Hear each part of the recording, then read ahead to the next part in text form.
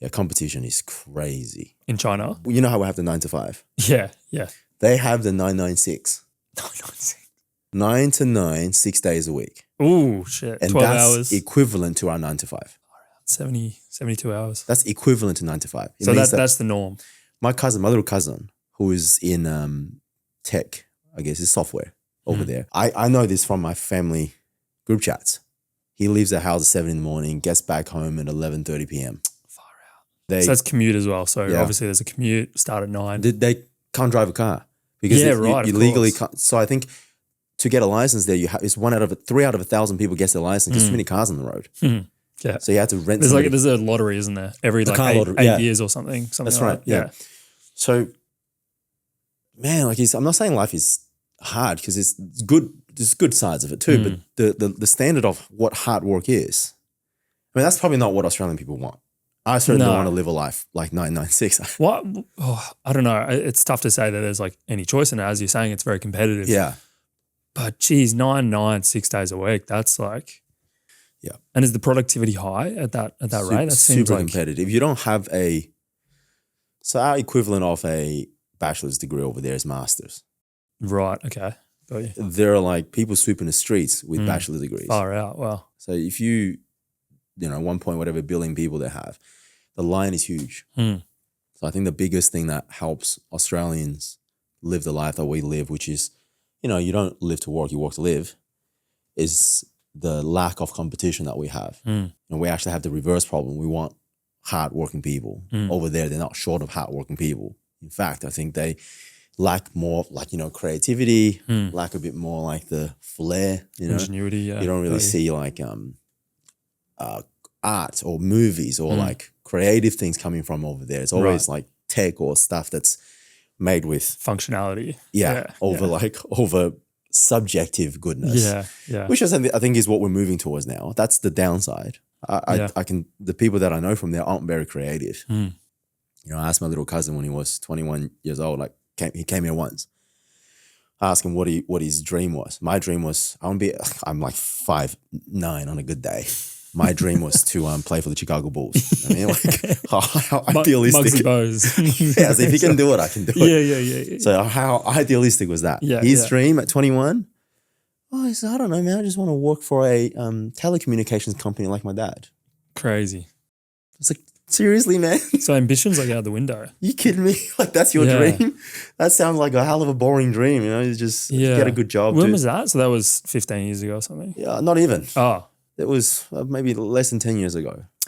Yeah. How does that even come about? How do like Western civilization idolizing like basketball players, sports, individualism, text, movies, singers, and all this? Individualism. In China, is there just none of that? Do they not get to see? It's group. Everything's in group. Right. Community. Okay. Well, it's communism. Community, and even though like their country don't really, it's you would think they're a communist country when you're going there, but from a culture perspective, family oriented. You don't live for yourself. You live for, in a way it's good. You live for your family. You live for like a greater purpose. It makes people feel they have a purpose. People that have seen like Crazy Rich Asians, like that movie where the mum laughed at the kid for you young American people that you think you live for your own individualism. Right, yeah. We live for a greater purpose. I think that's the sort of biggest difference. We get to have that freedom and it's sort of in our culture to be able to do what makes you happy. That's why they wanted to set me out in the Western society where you get to enjoy your life, not marry the right person to have the right kids so that we can continue a family legacy. Right. So it's more about the collective effort as a group. Collective advancement, yeah. Yeah. Does that like overall increase everyone's quality of life, even though there might be like still an upper class, middle class and low class? But overall, if the society improves, their lives will improve to some degree? Well, they clearly did. Most of their life in the past 30 years is just, they might have been I don't know if the fastest ever, but definitely in the past 30 years of what that country has done. Crazy stuff. I think it's just good and bad. I think it's just a difference in values. Yeah, right. Because I haven't been to China and seen my family since, like 10 years. Right, yeah. Actually, I haven't been there for ages. Just realized. But when I go there, I realize there is just so, not boring, but just so rigid, man. Like there's no, all the cars look the same. Everybody dressed the same. You know, there's a lot of history-rich culture, all of that. I really like it. You know, going to all these temples and seeing where we came from. That's so cool, to where humans came from. But yeah, there really is a lack of individualism.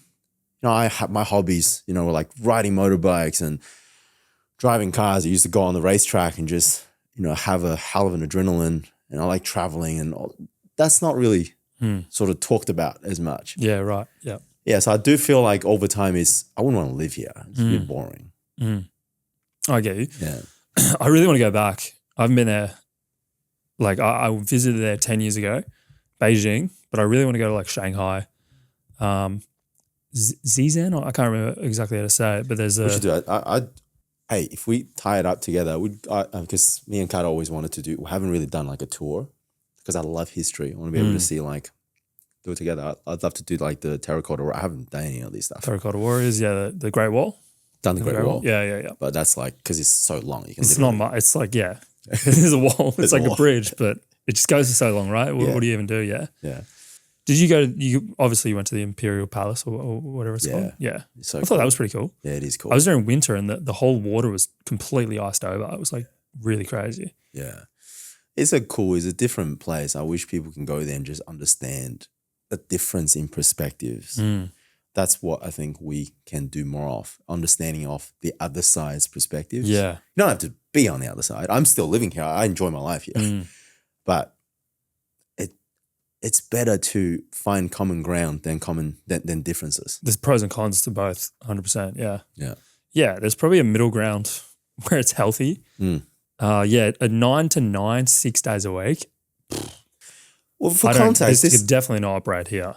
Okay. Way. So look, it's kind of normal because when he was little, when he was like 6 years old, I remember this because I grew up here. That's probably my only really close family member growing up, because I have a small family. And when I'm here going to school from 9 to 3, and this is me probably in high school, in primary school, he hasn't started primary school yet, or maybe like grade 1. He was going to school like 6 in the morning, come home, maybe 5 p.m., and then do studies, do more tutoring studies. As a 5-year-old, not even 5. Yeah, this is primary school, the beginning of primary school. 4. And he's been to like 23 countries by the time he's like 12. Not for fun, but to like learn, really, experience, to it's not like what we do, like travel the world. No, family's like, you got to have this advantage. Parents, this is my aunties and uncles, my auntie, like his mum, doctor, dad is some CEO of equivalent to our Telstra, like a really big company. He's not allowed to eat cold watermelon. He has to microwave his bloody watermelon because, you know, cold is bad for your gut. Everything was... Wow, what the hell? Can't have ice cream. Imagine a kid that can't have ice cream. So I just look at the life, I'm like, geez, like, this is ridiculous.